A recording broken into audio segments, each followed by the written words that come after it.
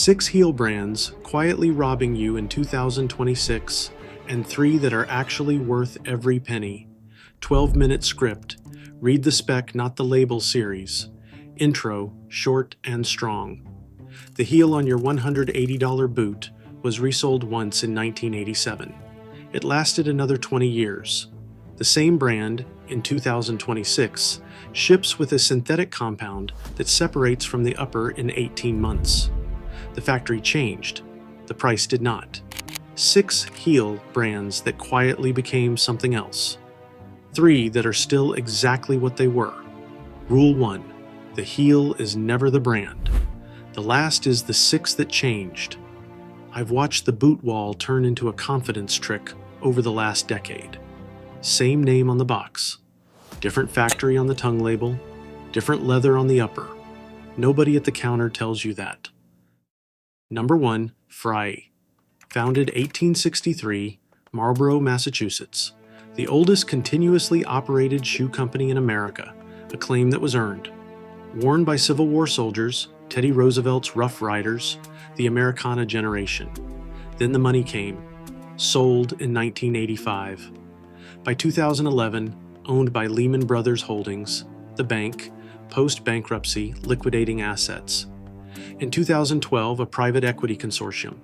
By 2019, Authentic Brands Group, the same firm behind Brooks Brothers and Sperry. A BG doesn't make boots. It licenses the name to whoever hits the price point. Current mainline, $200 to $400. Cemented construction. Corrected grain leather on the lower lines, sanded and embossed to fake the grain of the real thing. The heel is synthetic rubber on foam. Sealed, glued, disposable. The 1863 date is still on the box. The 1863 construction is not. Here's what Authentic Brands Group actually does across its whole portfolio. It buys the intellectual property, the name, the archive, the visual heritage, and licenses the manufacturing out to whichever contract producer hits the target margin. The people making today's Frye boot never built the Frye name. They're a licensee hitting a price point under a borrowed signature. Number 2, Dan Post.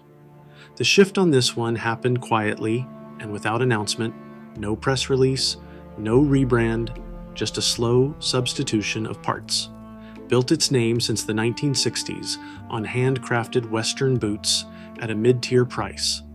Acquired by R.G. Berry in the 1990s, then by Marlin Equity Partners, private equity, in 2016. Mainline construction is now cemented. The heel is a stacked synthetic unit. Entry leather is split leather, the bottom layer left over after the good stuff is sold off. No patina, no molding to the foot. Price, $150 to $300. The test that exposes it, flex the sole. Cemented boots flex only at the ball.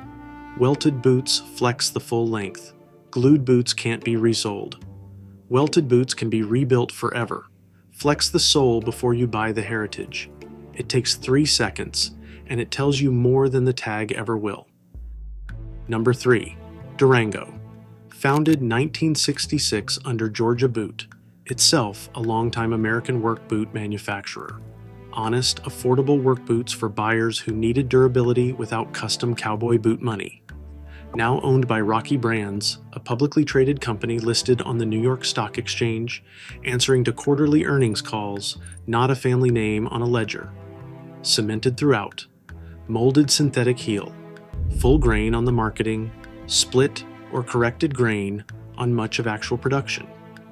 Shaft stitching moved to machine patterns.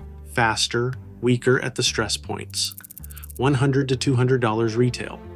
The real problem isn't the $100 boot being basic. It's the $180 premium boot using the identical construction, just with a snake print finish glued on top. The finish is not the boot. The construction is the boot.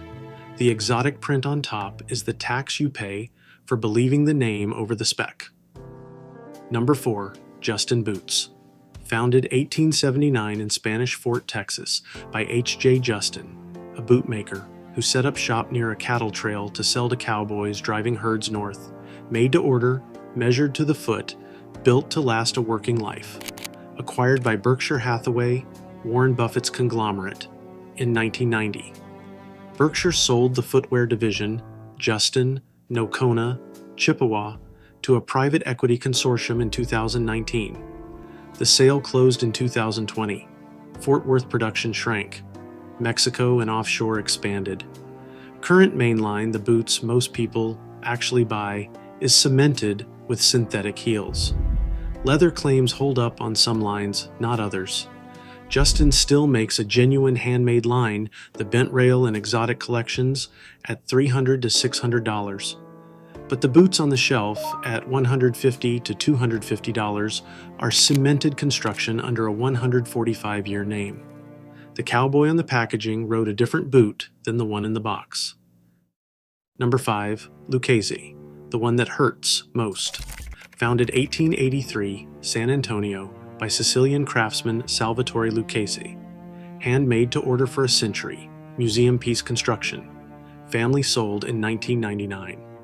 San Antonio factory closed. Production moved to Mexico, then the brand changed hands repeatedly, landing with private equity. The entry classic line, from $300 to $500, what most buyers actually grab, is cemented. Full grain, but tanned for volume, not craft. The 1883 line, from $400 to $700, is Goodyear welted but machine stitched. Only the handmade line, from $800 to $1,500 plus, is the real San Antonio article, hand welted, hand lasted. Most people buy the $350 classic thinking they are buying the legacy. The legacy is in a different aisle, at twice the price. Lucchese is honest about this if you actually read the spec sheet. Almost nobody does. The name does the selling before the customer ever reaches the tag. Number 6. Ariat. The youngest on the list, founded 1993 in Union City, California, and the most interesting villain because it was built with good intentions and real engineering. Founders Beth Cross and Pam Parker set out to apply athletic shoe technology to equestrian and Western boots. A TS, Advanced Torque Stability, is a gel cushioning system built with athletic footwear engineers. Genuinely better heel support than the traditional Western market offered for a long day in the saddle. Private equity investment from TCG Capital in 2006. Aggressive scaling into work boots, fashion Western, everything. Quality control spread thin across suppliers. The current mainline, Heritage, Workhog, and Groundbreaker is cemented throughout. A TS cushioning survives, simplified. Leather is full grain on some SKUs, split on others, inconsistently labeled. $120 to $250, comfortable for 2 or 3 years. Then the heel compresses and the boot is done. Comfort without longevity. The engineering solved one problem and the growth model created another. That's Ariat's whole story in one sentence. Good intentions scaled past the point they could survive. 3 that never did. Number 1, Tony Lama, the El Paso original. Founded in 1911 in El Paso by an Italian immigrant cobbler. Acquired by Justin Industries in 1990, but here's the difference. The El Paso factory never closed. Even after the 2020 private equity sale, the Heritage lines, the 1T series, the Vaquero, are still built in El Paso. Goodyear welted, genuine full-grain leather. Stacked leather heel, rebuildable 3 times without touching the upper, $200 to $400. Continuous production since 1911. Not revived, not reissued, continuous. The Italian immigrant who opened that shop on Myrtle Avenue would recognize the boot coming off the line today. Nothing on the villain side of this list can say that. Number 2. White's Boots, the smoke jumper's choice. Founded 1853, Spokane, Washington, older than every brand on this list. One reason it's still alive, and one reason it belongs on the hero side, it never sold to anyone. No private equity, no conglomerate, no licensing deal. Same factory, same family, 170 plus years. Not a marketing claim, a property record and a payroll. Every boot is hand welted, a craftsman sewing the welt stitch by stitch, not a machine.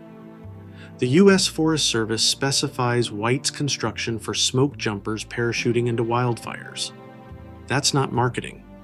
That's a procurement document. $500 to $700. Lifetime repair guarantee, not limited, not defects only, a lifetime guarantee. The Spokane factory holds parts for boots made in the 1970s. That's not a policy statement on a warranty card. That's a century and a half of practice. Buy it once. Resole it forever.